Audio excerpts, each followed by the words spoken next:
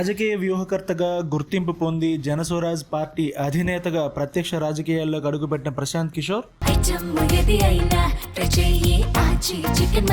ఆచి చికెన్ మసాలా ఇప్పుడు శాసనసభ్యుడిగా చట్టసభల్లో అడుగు పెట్టబోతున్నారు. బీహార్ బంకీపూర్ అసెంబ్లీ నియోజకవర్గానికి జరిగిన ఉప ఎన్నికల్లో ఆయన బీజేపీ అభ్యర్థిపై ఘన విజయం సాధించారు. బంకీపూర్ బీజేపీకి తిరుగులేని స్థానం. ఆ స్థానంలో బీజేపీ ప్రస్తుత జాతీయ అధ్యక్షుడు నితిన్ నబీన్ కుటుంబం 8 దఫాలుగా విజయం సాధిస్తూ వస్తోంది. లాస్ట్ టైం నితిన్ నబీన్ అక్కడ 52,000 మెజార్టీతో గెలుపొందారు. ఆయన రాజ్యసభకు వెళ్లిపోవడంతో అక్కడ జరిగిన ఉప ఎన్నికల్లో ప్రశాంత్ కిషోర్ పోటీ చేశారు. నితిన్ నబీన్ కు వచ్చిన మెజారిటీని దాటి మళ్లీ 20,000కు పైగా ఓట్ల మెజారిటీతో ప్రశాంత్ కిషోర్ గెలుపొందడం సామాన్యమైన విషయం కాదు. ఈ గెలుపు మోదీకి ఓ వార్నింగ్ లాంటిదని విజయం తర్వాత పీకే కామెంట్ చేశారు. బీహార్ ప్రజలు తమకు న్యాయం జరుగుతుందని ఎన్డీఏను పోయిన ఎన్నికల్లో గెలిపించారని, కానీ మోదీ, అమిత్ షా గుజరాత్ ను తప్ప వేరే రాష్ట్రాలను పట్టించుకోవడం లేదని అన్నారు. తమ రాష్ట్రానికి ఏం కావాలో తన గెలుపు ద్వారా ఇక్కడి ప్రజలు మోదీకి విన్నపం పంపారని, ఆయన దాన్ని పాటించాలని సూచించారు. धन्यवाद दे रहे हैं जिन लोगों ने जनसुराज पर और मुझ पर ये भरोसा व्यक्त किया है, उनको ये विश्वास दिलाना चाहते हैं कि अपनी ओर से हर वो संभव कोशिश करेंगे कि उनके जीवन में जो कुछ भी बेहतरी लाई जा सके वो किया जाएगा. जो लोग चुनाव हार गए हैं उनको भी अपनी ओर से बधाई दे रहे हैं. लोकतंत्र है, चुनाव में हार जीत लगा रहता है, लेकिन बांकीपुर का जो चुनाव था, ये चुनाव विधायक बनाने के लिए नहीं बना हुआ था. ये पहले दिन से हम लोग कह रहे थे कि बांकीपुर का चुनाव विधायक चुनने के लिए नहीं है.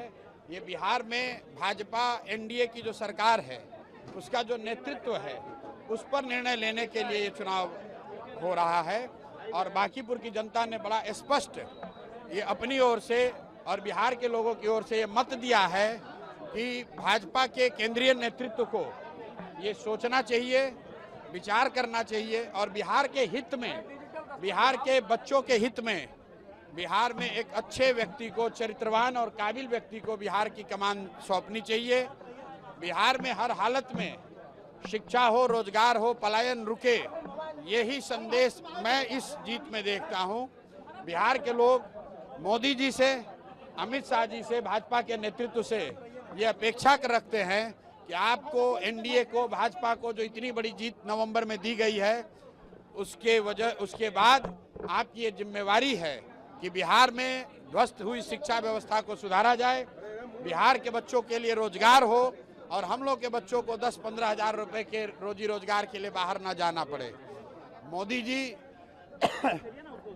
गुजरात की जितनी चिंता करते हैं, बांकीपुर की जनता ने जो अभी तक मोदी जी के ही वोटर रहे हैं, भाजपा के वोटर रहे हैं, कहीं ना कहीं उन्होंने अपने मत के जरिए मोदी जी को ये संदेश दिया है कि हम लोगों ने भी आपको बनाने में कंधा लगाया है.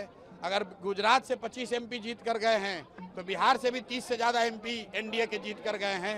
अगर आप गुजरात की चिंता करते हैं तो ये समय आ गया है कि बिहार के लोगों की भी चिंता कीजिए.